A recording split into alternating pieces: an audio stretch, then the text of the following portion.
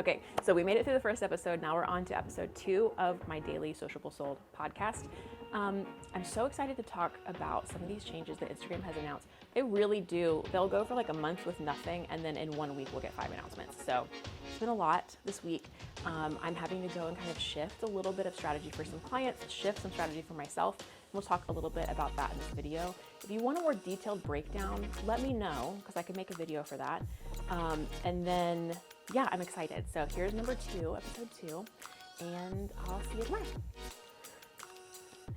What's up, everyone? Welcome to Sociable Soul. My name is Katie, and I'm so excited to be chatting with you. It is Thursday, May the 2nd, and it is a lovely 66 degrees right now. As I'm filming this, it'll be 85 for the high today. So I said yesterday I was so excited to talk through some of the announcements that Adam Mosseri made this week about the changes coming to the Instagram algorithm. I think coming this summer is what I've heard. I am so curious to see how this plays out. I think Instagram has been wanting to do this shift for a while. I think they've been playing with little bits and pieces. There was even a moment where, I don't know if you remember, the Kardashians even weighed in after Instagram changed its algorithm and started introducing recommendations, which is its version of like a For You page, like content recommended for you. It got a lot of pushback. And so I think they have slowly made some adjustments, but this is the first time I've heard Adam blatantly say, this is how the algorithm is going to work. And so I cannot wait to jump in and talk about it with you. Instagram has announced like 3 major things this week. One of them being what we just talked about, the recommendations coming, and I'll get into what that is going to look like. The other thing being Instagram, again, publicly putting out that they are going to really downrank aggregator type content. So Instagram feeds that put out collections of other people's content. I don't know what this means for like meme pages and things like that. People who collect content from around the internet and publish it underneath an aggregator type feed. But their goal is to only reward original content, which I think is a pretty big deal. I'm curious to see what that means again for the meme pages, because that's all they do. It's not original content. They're collecting and curating content from around the internet. So that came out this week. And then obviously like the big one is how recommendations are going to work. I think what's interesting is I'm going to watch this as, and I'll put it, I might actually have to scooch over a little bit of room. Okay. So I'm going to watch this and we're going to react in real time, and I'll put it here so we can watch together. If I'm honest, I don't think Instagram has been good enough by small creators out there. Now, we've got tens of millions of small creators, which is amazing. But in general, I think too much reach goes to the largest creators and not enough goes to the little guys. What I think is interesting about this, Instagram historically, its algorithm has worked on relationship. So who you follow, who follows you, whose stories you interact with, who you're DMing, all of those are ranking signals to, or they have been ranking signals to the Instagram algorithm. And it used to be when you got recommended stuff in your feed, it would say, because you follow such and such creator, you might also like this content. Versus like a TikTok algorithm, which says, because you liked this piece of content, you might like other content like this, which is how you get in trouble if you stay on one rug cleaning video too long. Now your whole feed is going to be rug cleaning videos. It has nothing to do with the creator itself. It has to do with the type of content. Instagram's always been very relationship based. Likes have mattered a lot. Follows have mattered a lot. Who you follow mattered. It's why I obviously never ever recommend that you buy followers or buy bots. If I do have to work with a client who has done that, the amount of work it takes to go through and clean those followers out, because it signals to Instagram who you're related to and how they should be recommending you. And if you're related to bots, you're not really going to get the reach, the rank. You're not going to see the results. You're just going to have an artificially inflated number. So historically, that's mattered a lot. Followers have mattered. Who you follow matters. Likes matter. And that's what they're saying, is that historically, if you don't have a large account, meaning you don't have a large amount of followers, you haven't seen as much rank and reach. I think that's just an interesting thing to admit. So one change that we're making to how ranking works is trying to do more to amplify small creators, specifically through recommendations. Now, recommendations are photos and videos you see from accounts you do not follow. This is separate from connected content from accounts you already do. What I think will happen is, again, what I think he's trying to say is what they've been trying to do. It's just, this is how we're doing it. They're going to use the avenue of amplifying small creators to make it a little bit more palatable, that their algorithm is going to work much more like TikTok than historical Instagram. What we're trying to do now is give every piece of content on Instagram a chance to be recommended to people who don't follow you. Every piece of content on Instagram. So again, I think they're using the small creators route to kind of make it a little bit more palatable.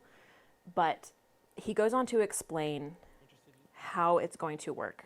And how he's explaining it, it's exactly how the TikTok algorithm works. Show it to a small group, see how it works. Show it to a different group depending on how it was reacted to at first. And then it might go to a larger audience, and then it might go to a full audience. That's how stuff goes viral. This way, we can try and help small creators reach a broad audience that might be much larger than the number of people who actually follow their. Again, amplifying the small creator thing. Now, this is already in ranking, but we're trying to grow it over time. Hopefully, the effects will become more visible to you small creators out there. But let me know down below. Oh, and again, this is how they've already been doing it. We're trying to grow it. That's another interesting thing.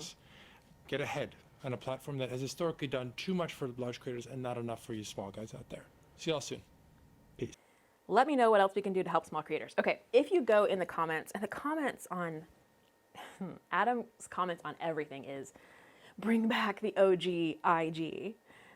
This is what we don't want. Like, every comment is very dramatic. There's some concern that will overcorrect. There's some concern that it's going to feel too much like TikTok. Anyway, his comments get a little wild. People are very demanding, and they tell you, they're like, Adam, this is exactly what you should do. Fix Instagram. I think it's interesting for a couple of reasons. One, we've seen how TikTok works as a discovery platform. I always recommend to clients, if you're going to be on Instagram, Instagram should not be the first and only platform that you use. Instagram should be bottom of the funnel. It should be relationships, DMs, stories, and conversion focused. It should not be, I mean, there was like a minute when Reels was introduced where it was like, oh, finally we have reach back on Instagram. Our stuff is going to get seen by non-followers. Then the Kardashians stood up and said, we hate this. And it kind of, they downshifted a little bit. They're going to ramp back up into that. So we've always said Instagram for conversion, not for reach. Pick another platform for discovery. TikTok's been great for that. YouTube is great for that. Even old school blogging SEO is great for that. This is what I think is interesting. How are they going to do both? Is it going to be reach and conversion? Because what we have seen, even in my own agency, the speed with which someone will go from TikTok to your Instagram to your DMs is fascinating. They're not in your DMs on TikTok. They're not always clicking the links that you have on TikTok. It takes time to build up to get to even where you can have a link in your bio on TikTok. I can put a link on everything I want to on Instagram. I mean, except like a caption, but I can send people to my sales page, to my website. I can sell them in the DMs. Like, I have that conversion opportunity on Instagram. So what I'm so curious to see is if they're going to focus on recommendations, and if they're going to focus on reaching new people, if they're going to focus on that discovery piece, what's going to happen to the conversion part? I'm curious. I really can't wait to see. What I think this means for you and your content. Because of the TikTok ban too, that's something else we could talk about. I wouldn't be getting off TikTok right now. I would use TikTok to experiment and to kind of see any content idea that I had, I would throw up there and see how it gets reacted to. And if I find some traction, then I would go put some more energy into that content and put it on Instagram, YouTube, other platforms that take a little bit more work. TikTok, you could throw up any idea with no makeup on, no fancy light, no camera, like you'll be fine. Instagram, we need to be a little bit more polished. So I would be using TikTok to generate those ideas. I would be curious, once you find stuff that kind of hits on TikTok, how it's going to translate over to Instagram. Because historically, the stuff that hits on TikTok, it may be 10 pieces you post on TikTok, one of them will hit on Instagram.